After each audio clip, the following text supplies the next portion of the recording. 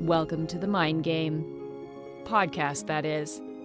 This week we continue our behind-the-scenes journey with Charlene, a lifelong learner, avid reader, and list aficionado.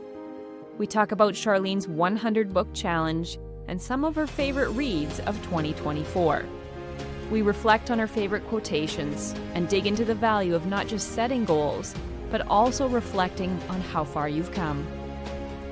And we take a closer look at harnessing the power of lists and creating routines that will help you complete the things on the list. Did you know there's a strategy for making lists?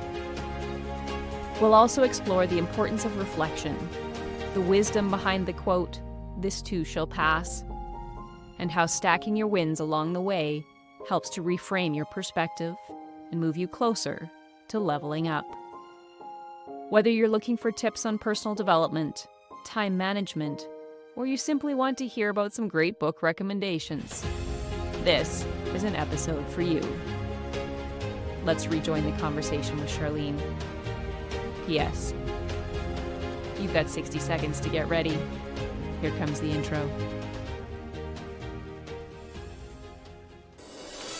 Welcome to Mind Game, a podcast to level up your life. My name is Stephanie Painshaw, and I'm excited for you to join me on a journey behind the scenes where we'll dig into the stories of resilience, mindset, and unlock the simple habits that will help you change the game.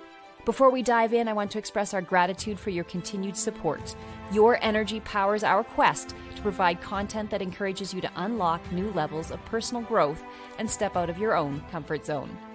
If you're inspired by an idea or have a suggestion for a future topic, connect with us at mindgamelevelupyourlife.com.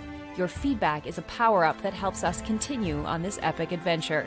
So if you're ready to get out of your own way and explore what you didn't know you needed to know, you've come to the right place. So buckle up, open up your mind. It's time to level up.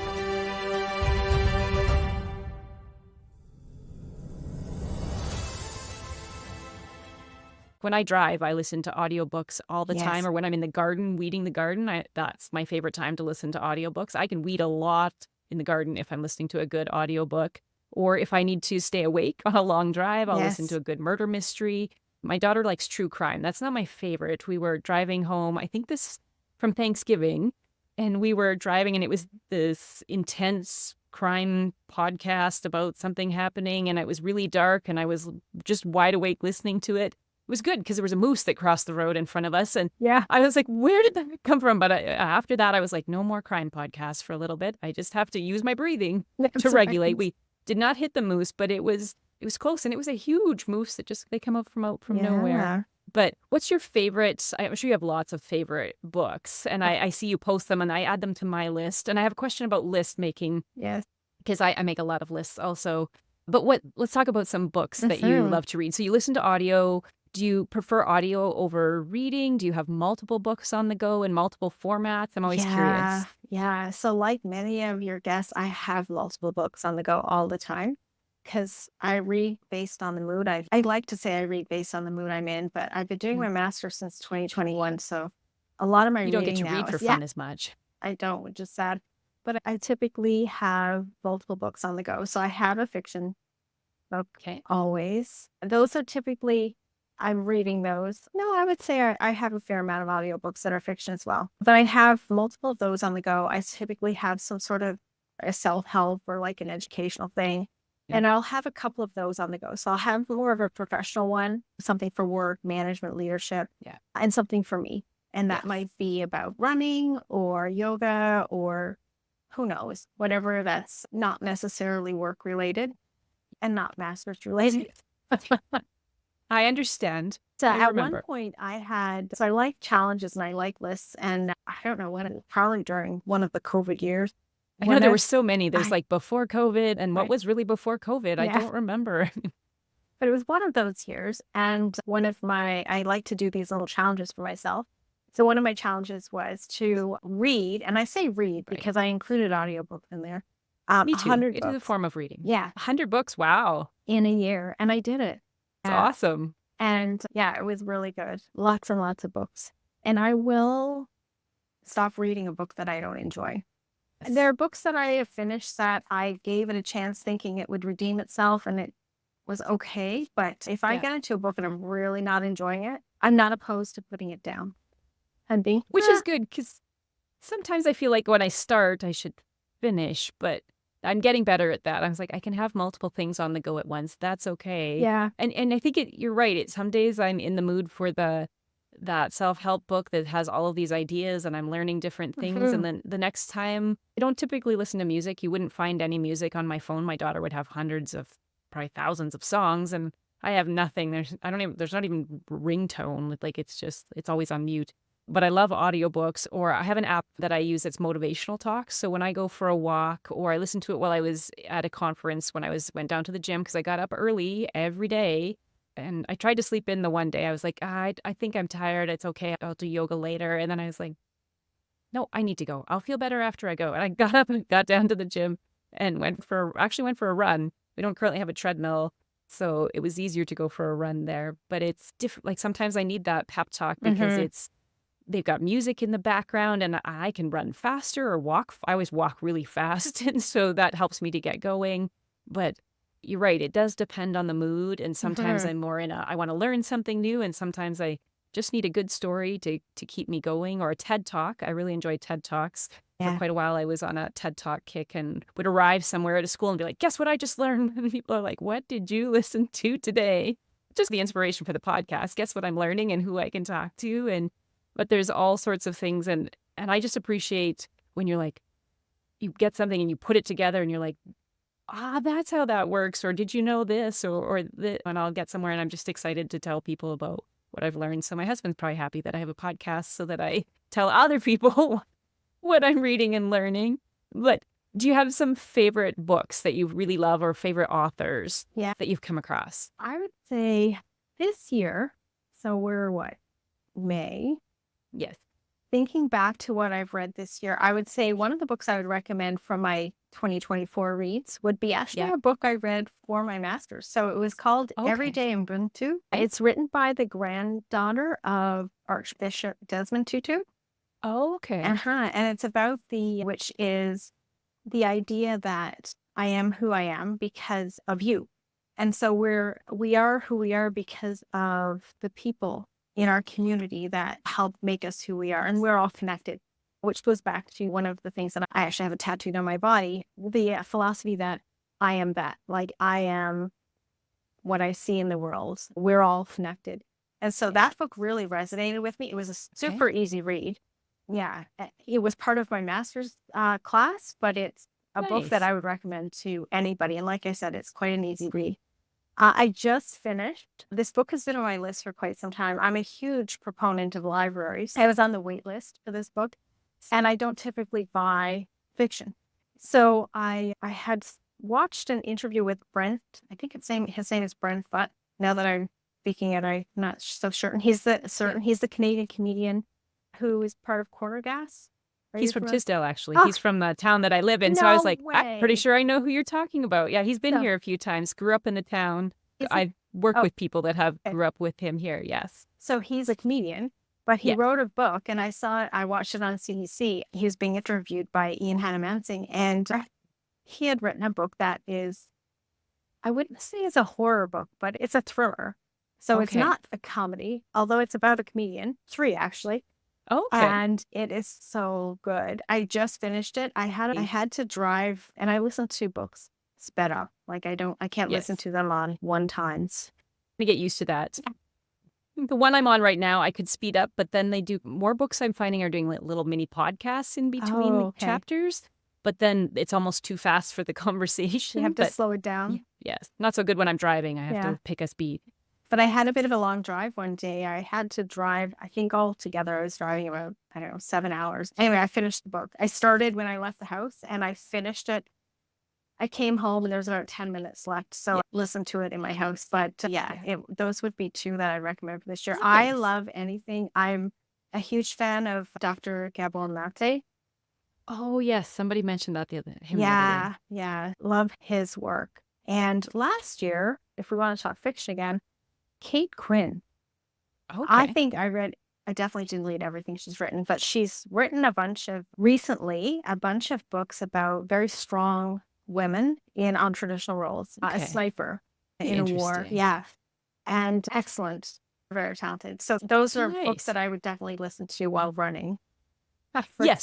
So when you got to pick the right tempo for the Yeah. activity that you're doing. Yeah. I haven't started listening to books while I'm doing weights. I find I need some music that's a Yes. little bit faster to keep me going. And then my app cut out the other day and I was like, 30 more seconds without any rhythm to keep me going. You'd be amazed what a difference the music makes. Or meditation music. I find at work there's lots of, my office is surrounded by a couple conference rooms and other offices, and people are always going by. And so sometimes I put in the AirPods, put on the noise cancel, and just put on meditation music. Like I don't want to hear people actually saying words. That'll distract me. But if I can just, certain frequencies will help. So I really like that. Or sometimes the singing bowls or that's probably sounds funny to people, but it's just there's a melody, but it's not distracting. And I'm curious about how different frequencies help your brain. I have gotten into you are that too. lately. Yes, I have definitely gotten into that lately. And so Spotify is really good. I know you use Spotify. And so Spotify is really good. You can so if you know about frequencies, you can find different playlists to match the frequency that you're looking for. So if you want to go to sleep, you can use a frequency that'll bring that. If you want to concentrate, you use a different frequency. So I'm very much a habit and routine person. So one of the things I like to do is I like to chunk my work. And so I chunk it I use the Pomodoro method, the 25. And so I play music for concentration during the 25 minutes. Nice. Yeah. That's what I do frequently. I need to get better at the Pomodoro method because sometimes when I get locked in, like I could ignore the rest of the world and work for hours. And then I'll be like, my leg's tingling. Oh, I probably haven't moved in. COVID was not working from home. I didn't mind, but I would sit down at my desk at 8 and forget to go up for lunch. It would be 11 o'clock before I'd realize I needed to get up and move. When I get in the zone, I drink too much coffee for that. Oh, yes, that's probably I was not drinking enough water. That's the whole strategy of right water and you're not right water, but drinking water and the right foods and all of that I need to learn. But I appreciate how you use different habits to organize and keep yourself moving forward. The Pomodoro one is one that I've read about. You mentioned lists a few times that you have. So I'm guessing you have different types of lists. I do. I have a lot of lists. Sometimes I make lists so I can cross things off the list. So I've got a win. I was like, I actually did something. Yeah. Do you have different strategies or a method that you really like for making lists? Yeah, I have a routine. So I was just talking to a student about this a couple of hours ago. Like I said, I get up quite early. I've always been a morning person. So I get up at 5. And I think I have some of similar habits to you. So I get up at 5 and I have a routine where I meditate. I write my gratitude journal. I have it right here. Actually, I use a paper planner. So I go through I still like a paper planner as well, which has its own lists of different goals and things I want to accomplish through the year. So I go through that to look at my day ahead. And then I have on the other side of my desk, I didn't plan this, but anyway, I just have, I have a notebook, and inside my notebook, I have lists. I have what I call, this is not mine. It's actually, his name. Give me a second. I want to say it's Chris Bailey. I think his last name is certainly Bailey. He's a Canadian author from Ottawa, and he wrote a book on productivity. I could see the cover. I don't know if I read that one. It was really interesting. I listened to it. I listened to the productivity book, and I'm always like, how do I remember that when I can tell you where I am on the drive? Not always exactly what they said. Yeah. Yes. So anyway, that book I would recommend. There's nothing, I don't think anyone who is into that stuff, I don't think anyone is going to find anything earth shattering, but it's packaged in very nice ways. And I used to do that or things like that. But he talked about grouping your list. So he created a maintenance list. Okay. And I always had this type of list, but I didn't call it maintenance. And his tips actually helped me refine it. And a personal list and a work list. So I have 3 lists in my book. I won't show them to you, but the maintenance list is like a weekly, and you have mentioned it, you put stuff on your list to cross it off. It's things that you're going to do every week. So it's get the groceries, do the menu, clean the bathroom, whatever. So it's pretty standard. So those are like easy checkoffs. Yeah. Sometimes you just need a quick win. You do. I made my bed. Win for the morning. Stack the wins. It's important. Stack the wins. So So the maintenance list is typically a weekend thing because that's when I Okay. do all my Right. maintenance. So that's where if I had a chore I would need to do would be on that list. The Yes. personal are just personal things that I need to take care of. Like on my list right now, I need to send in a health claim. And so that's a Yes. personal thing. And then my work, some of it is Yes. reoccurring. I send out every Okay. week, I send out an information and direction email to my team. Right. So that's at the top of the list. But things that I really need to do are on that list. Yes. And then every morning I go through Yeah. that list. There are a bunch of things already crossed off it because it's a week. The way Okay. I So arrange I it was is for a curious about week. how long it was. Yes. Yeah, so every week. And then I prioritize, I pick 3. So my maintenance list often doesn't have a number by any item because like I said, that's typically by the weekend. I'll Right. pick, depending on the length of the list, 1 or 2 items off my personal and then 3 on my work. Okay. And those are the things I need to get done that day. And that keeps me focused on, okay, these are my must-dos. And they're prioritized. So I even use a different color pen. I use a red pen. So I like different color pens. yes, my agenda is the same. Like I have green is health, blue is friends, red's important, black is work.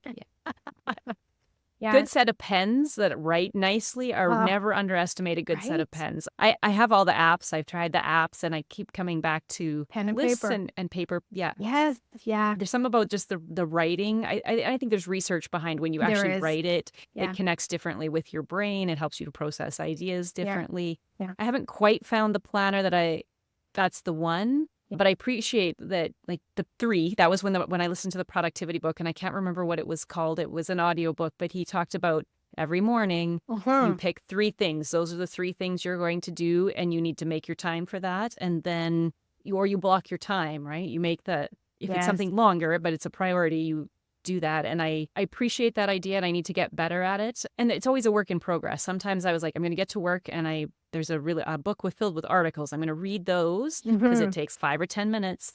But then sometimes I get out of that habit. Right now, I'm currently I'm trying to keep up with life habit. But one thing I won't sacrifice is the workouts. That like the 10 minutes has to happen. That is good for my brain. If I can just, even if I'm not feeling great, I know if I can.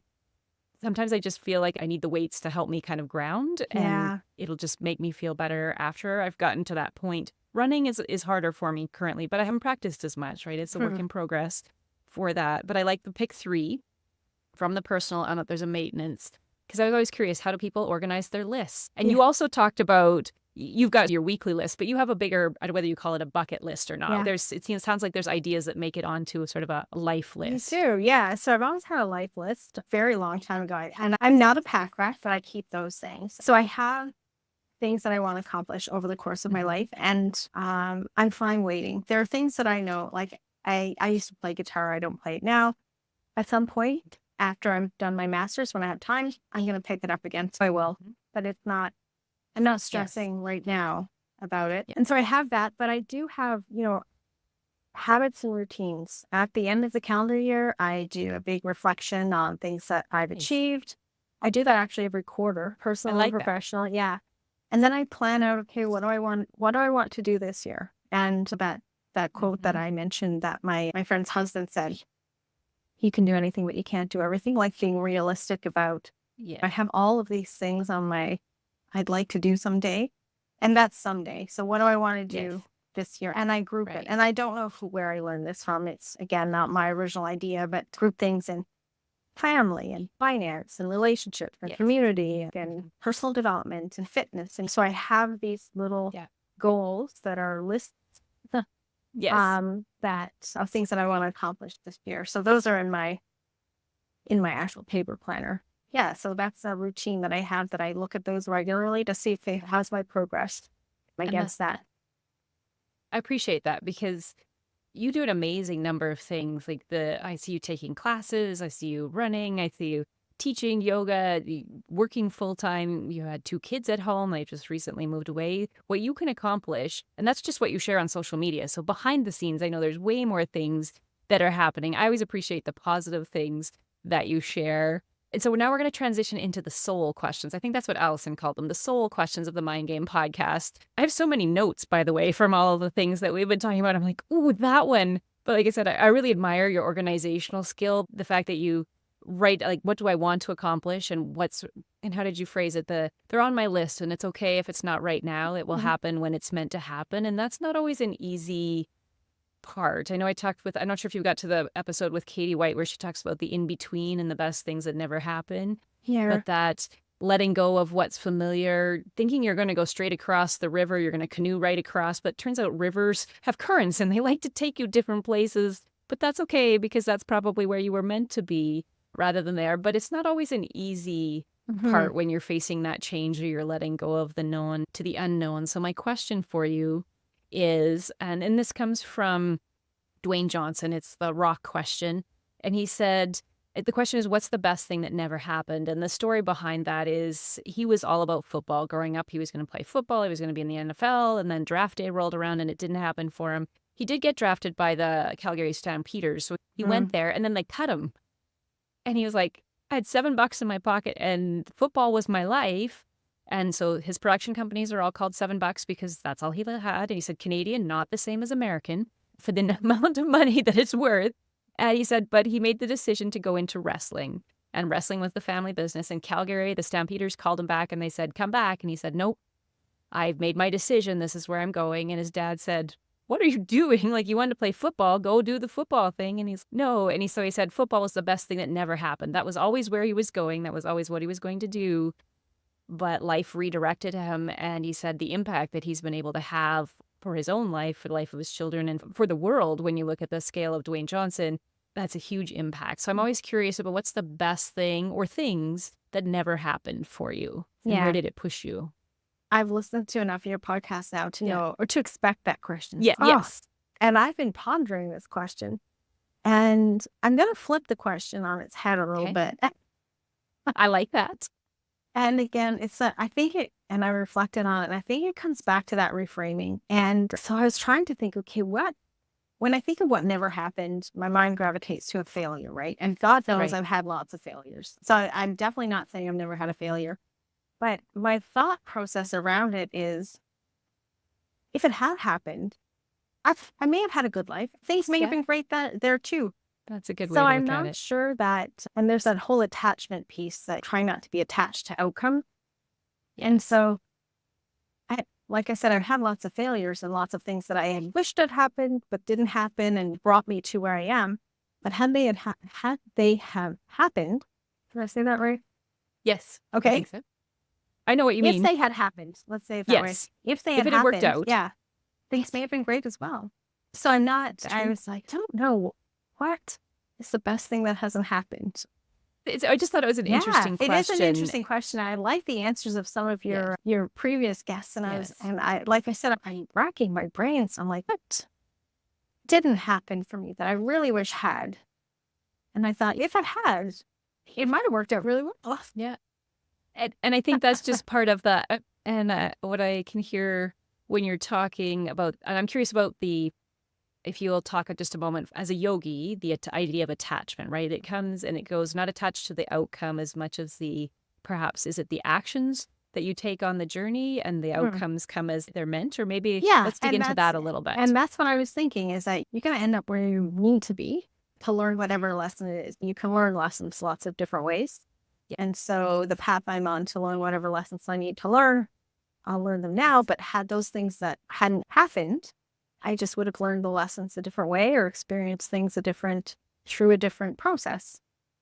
And I like that outlook, that there's lots of possibilities out there. And if you read the work of Joe Dispenza, or if you think about Newtonian versus quantum, and that just is a whole other part, right? That your vibrational level opens doors to different pathways, but everything is available all around you all the time. So there's not one future, there's multiple futures, and it just depends where you're at that point and the energy the frequency that you're resonating at, which I find fascinating. And that's another area I'd love to learn more about, because I definitely feel that. And when he talks about mapping that your brain is a map of the past. So if you keep repeating things, it's because that's what you've mapped. But he said, if you can map the past and you can feel those emotions when you think about the past, he said, if you map the future and you can feel those emotions, you can change your life into all sorts of things. Yeah. Not that's easy. I'm still trying to figure that out. I'm curious about your meditation practice, but that might be for another podcast episode. But that idea of how you can shift your energy and that ability to reframe. And like you said, you're not attached so much to the outcome as that you're in the moment and focusing on what you can do now to move towards that future, and that you will look back and reflect each quarter. Lots of us will be on a path and we're like, that'd be nice, and then forget about that for a while and come back. But to actually make progress and do the things that you want to do, it makes a difference to map them out. And I have a friend who we did an exercise. It was her exercise. We did it at the beginning of a year, and it was really powerful. And what we did, the exercise that she led us through, I don't know if you're hearing my dog. I could hear a little bit. Okay. It's okay. It's real life. The podcast is real life. There's no fancy editing on my part for anything. Sometimes my dog will sit over here and then you'll hear her hop off and her nails will click on the floors. All good. Okay. But you said the powerful exercise that you did.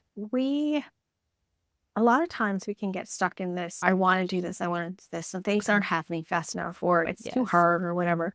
But if we look back at the last year, if we take a moment and look back at, okay, what did I do this past year? What did I accomplish in these last 5 years, these last 10 years? If you take the time and look back and see all the things that have happened that you wanted to happen, or the progress that you've made, you'd be amazed.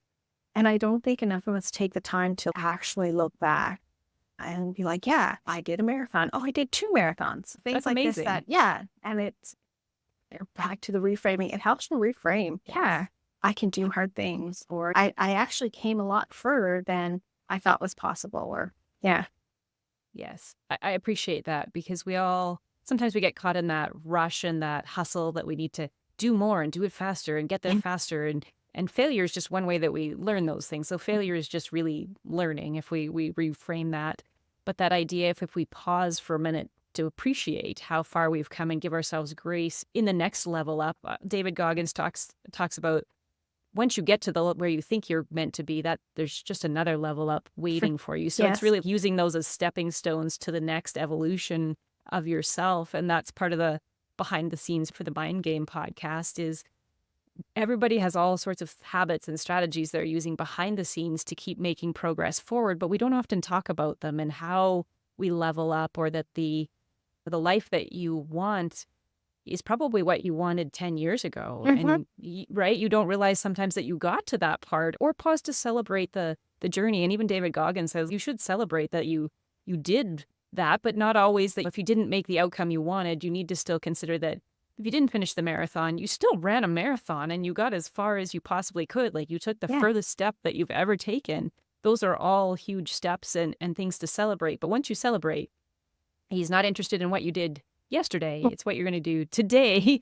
So it's that continual level up and that search on the podcast. That's part of my, how do we level up? How do we keep moving forward? There's so many amazing people out there, including yourself, that inspire me when I look on social media. And I'm honored to be able to take time to talk to you and just to connect again and do that. And I think before I get to a couple of my other questions, when we were in Salt Lake City, I know that we were all at the final banquet, I think, or whatever it was called. And there was an unfortunate accident with wine in the white top. And I think of your ability to reframe and laugh about it and then take a picture with the founder and be like, it happened, we're moving on. And somebody had it out like a top and you switched it out and it was all good. And I always appreciated that, because as a leader, it's all about how your perspective and how you respond to things. And that energy can you can take it and roll with it and keep on moving, or it can spiral you down into a negative spot. And you always took things and leveled them up, right? It was a good conversation starter, and you met another person, you met more people, and it went from there. And I appreciate that, because perspective as a whole, it really impacts how we see the world. Like what was the quote that you have? I am that. Soham is the Sanskrit. Yes. Soham, but it translates to I am that. Yeah, so it's what we see in the world, and everybody sees something slightly different because we're a product of our past. And I read a book called Long Path, and he said, you are the product of your ancestors and all of the things that they did, but that doesn't have to define what your future is, but it can explain why some things trigger you when you don't realize, and you can make those decisions. And he said, everything that you do now not only impacts your future, but generations Yes. into the future, which I find fascinating. Yeah, absolutely. So it's always an interesting journey. And I think that resilience that people have is especially post-COVID and in different types of leadership. We'll have to have a conversation about leadership Yeah. because part of my master's was also in leadership. I did educational technology and design.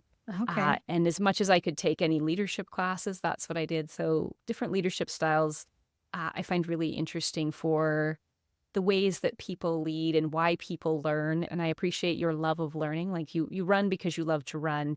You learn because I think that it lights your brain up, or it seems like it Yes. lights your brain up. Like you like to learn new information and make connections. And that's what I love about learning. So my question to you before, as we wrap things up here, is based on where you're at now. You said you were at, I called it level 46 or I'm at level 47. It makes Yeah. it sound like Oh, I we're totally do that leveling as up in well. the gaming. Yeah, I think I totally said, call level. yes, when I did my presentation, I think I said, I'm at level 25 in education. And then they were like, you're 25, but level 25 sounds like it really leveled up. But Right. it's getting better every year. But as you look back to your younger self, like I have a teenage daughter, you Mhm. have children that have just moved through that stage. What would you say to your teenage self, or when you're in your early 20s? What would you look back and what advice would you give? I would say slow down and enjoy it. I think you mentioned earlier that time passes so fast. And I remember as a young mom, and you're thinking you can probably relate your Yes. sleepless nights, that stage of like teething or whatever. It's like, it's never going to end. I'm never going to be When they able to get up sleep super anymore. early. Yes, I just want to go sleep. And you're in a rush, you're in a rush. We're renting. We want to buy a house or all these things. I'm in high school. I want to be in university. I'm in university. I want to be done. Enjoy it. There's so much that is happening then that Yes. you don't appreciate because you're in a rush to get to that next thing. And you blink, and I can't believe I have a 19 and a 21-year-old because I remember like it was yesterday. Yeah, like 1980 was only 20 years ago, I think, not 44. Right? 1980 What? was really not Yeah. that long ago. Yeah. But I appreciate that. It is, and it is a common theme with guests looking back and saying, enjoy the moment that you're in, regardless of where you're at. I bought a little thing from a store in town and it said, these are the good old days. Yes. And I thought, how true is that? We always say, look back at the good old days, but nothing will ever be the same. And we just finished club volleyball season, and it was an amazing group of girls and parents. And those are, you know how when you play sports, those are your friends. Your adult friends are the people your kids play sports with, and they change with the seasons. Like we would go from volleyball to softball to school sports. But those are the good old days because things change. And as they get older, different girls are headed off to do different things because you start to specialize in sports. And the girls had a moment because one of their players is headed to play softball in the States. And it's amazing for her. And I can't wait to hear about her journey. But it was a moment when my daughter came home and she said that was her last practice. That was her last volleyball practice with us. Yeah. And then when when they won the game, they won their last game. So it was exciting. And then they all just huddled up and you could see them that moment of recognition where it won't quite ever be the same. And not that's a bad thing. Enjoy the moment that you're in and appreciate the journey that you're on. There's so many laughs that happen and you don't realize it. Like you don't, because it's the normal, right? The last time the kid's going to call you mommy or those little things, right? Yeah. I passed through a small town just the other day and I was driving by the arena. Yeah. And I was thinking, if this was last year, we'd be probably there for hockey. And then I thought, I don't remember Jack's last game there. And there was a last there, another one that I missed, but that's a small last. But it still goes to the point of you have to enjoy those moments while they're there. Yes. And I appreciate that reminder. It's all part of the journey. See, I said there's always a lesson inside up every podcast for me.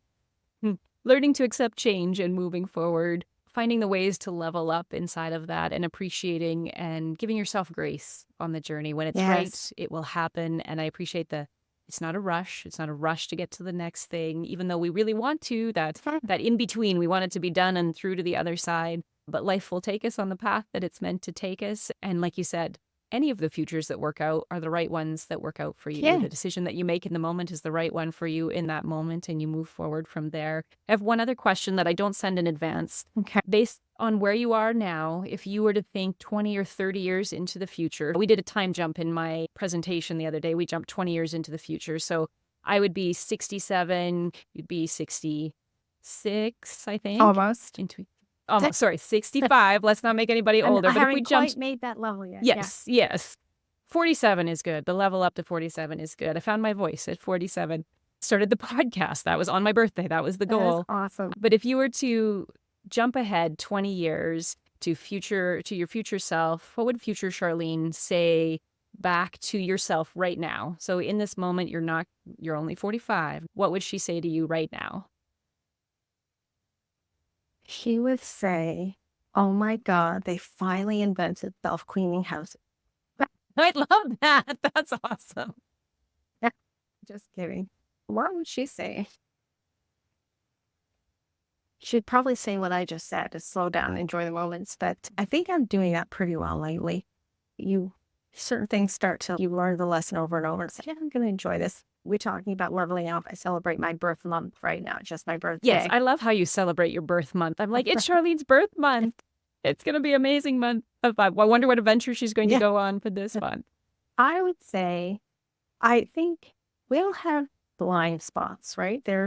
I'm sure there are parts of me and I'm 100% sure there are parts of me that are still under development and things that I don't know about myself. One of my old bosses always would say, you don't know what you don't know.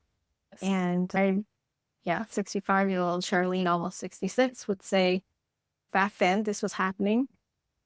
And that's fine because that's where you were. But now you're here and look in front of you. Yes. Because I'm sure there's areas that wiser Charlene will say, you know what, you didn't need to stress about that. It was fine. Now you've learned to look at the new person that you are. Yes. And appreciate the journey that you're on. Yeah. I always find it an interesting question. I often think, if somebody asked me that, what would I say? Not that I have that all figured out, but I always appreciate the different answers and the time that people spend with me to help take me behind the scenes to know how things are going. We talked about a couple quotations. Did you have a different quotation picked out that you wanted to share? I know some people really love different quotations. Yeah. So I said I have, again, back to the books. I started writing quotes down in like those Hillroy, I think they were. Yes. Yeah. I know. So people in our generation will know, pick those out to go to school. Different colors. Yeah. Yes. So I have, and I probably still have those because those are the things I keep. And yeah, so quotes are a big part. I even at work, I have a whiteboard that I would write a quote on once a week. It would be a different quote. But I have two tattooed on my actual body. One is I am that. The other one is Carpe Diem. But the quote that I typically share as one of my favorite quotes is this too shall pass. And I think the theme we've been talking about today. It came up in a book that I was listening to today. Really? Yeah, I think at lunch on the pep talk that I was listening to, it said the wisest piece of advice I got from my mother was this too shall pass. Yeah. So strange how the universe works. That's what you would share today. Because it applies to the good and the bad. So if things are going well, be mindful that it's not going to be well forever. So really embrace it. And when things are not so well, because there will be days like those, well, remember, it's not going to be not so well forever and it's going to pass. So it's regardless of if it's good or bad, it's going to pass. So enjoy it, or knowing that it'll eventually end. Yeah. Well said. And so with that, we will wrap up the podcast. Huge thank you to Charlene. Fills my heart with joy. My soul feels good just having had a chance to reconnect and chat with you. Always lots of lessons inside here for me, and I hope for the viewers. So thank you so much for joining me. Was there anything else that you wanted to share or made you think of that you wanted to mention before we sign off? No, I don't think so. It's been lovely to chat with you. I want to flip some of these questions to you. Yes.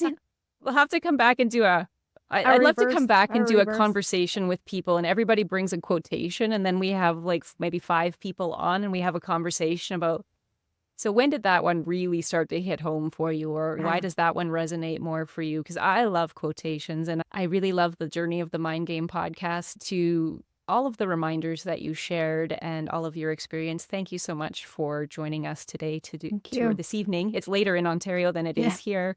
So I appreciate that. And I hope to have you back on a future episode so we can talk about more books or quotations. I think that would be fun to do. So thank you so much for joining me on the Mind Game podcast today. Thank you. Thank you for joining us on this episode of the Mind Game podcast. I always appreciate the moments in conversation when someone says that one thing that resonates with you and opens your eyes to new possibilities. Thank you to Charlene for sharing her journey and many insights. Here's a few of the key parts that resonated with me. Let me know what resonated with you. First, Charlene reminded us of the importance of enjoying the moment. Life is not about rushing from one thing to the next. Even though you might be in the car right now, headed to pick up or drop off your child, Charlene encouraged us to slow down and enjoy it.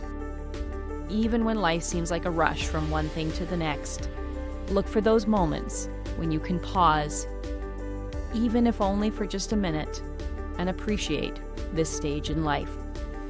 Time passes quickly, and before you know it, the lasts start to stack up without you even realizing. It's time to appreciate the now. Second, we delved into the significance of reframing failures. Charlene's insights on how failures lead to learning and new opportunities underscored the idea that failure is really just learning if we reframe it that way. And the pep talks that I've been listening to from Oprah said failure is really a redirection from the universe to push us back towards our path and our purpose. Charlene did caution us to remember that everyone reframes at a different pace, and sometimes we need to give those around us a moment to process before helping them to reframe. Number 3, lists. Maintenance, personal, and work. Those are the lists that Charlene mentioned during our productivity conversation. The art of making lists can help you to stay focused and increase productivity. Charlene suggested we start by picking 3. What are the top 3 things, top 3 priorities that you need to get done today? I'm curious, are you a list maker? Overwhelmed by lists? Or lists are not your style at all? Remember the other list that Charlene mentioned? The life list? What are the things that you have on your life list? Do you have one? Maybe you call it a bucket list. Remember, Charlene said you can add things to your life list that don't fit your life right now. You can always circle back to them later, but add them to your life list. Fourth, Charlene shared that we should be more focused on our actions rather than being attached to our specific outcomes. Appreciate the steps forward that you've taken. Make a habit of reflecting on how far you've come in the last month, the last quarter, the last year, the last 5 years, or the last 10 years. Stacking your wins works to move you forward daily. Appreciating all of the level ups together helps us all to find perspective. Finally, our quotation, "This too shall pass." Life is full of ups and downs. Appreciate the moments along the way. Learn from the redirections and stack your level ups together to continue moving forward. The only thing constant in life is change. Now, I also understand that this isn't easy, and I appreciate the struggles of reframing along the way, especially as our family looks to move from one home to another. Some days I'm good with it. Others are a lot harder. Sometimes I have to re-listen to my own podcast episodes to remember that the space between isn't always comfortable, and the journey will take us somewhere even better, even though it's hard in the moment. Thank you to Charlene for sharing her experiences and insights, and for all of us listening, remember to mind the game so that you can level up your life. Thanks for listening. Here's your episode 26 Mind Game Challenge. Share this episode and try choosing 3 things from your list that you want to accomplish or make progress on today. Choose 3 priorities. That's your challenge. Hashtag it, level up your life. Thank you for choosing to listen to Mind Game, a podcast to level up your life. We hope that you've enjoyed the insights, inspiration, and habits shared in this episode. Your support is a game changer, and we are incredibly grateful to be on this journey with such an amazing community of listeners. If you have any wonders, questions, or suggestions about this or future episodes, we'd love to hear from you. Connect with us on social media and share your feedback. Remember, you can catch all of our episodes on Apple Podcasts, Spotify, and YouTube. Make sure to subscribe, rate, and leave a review. It helps us bring valuable content to you, our listeners. Don't want to miss the next episode? Join our Facebook group and email list and get ahead of the game. Until next time, remember to mind the game so that you can get out of your own way and level up your life.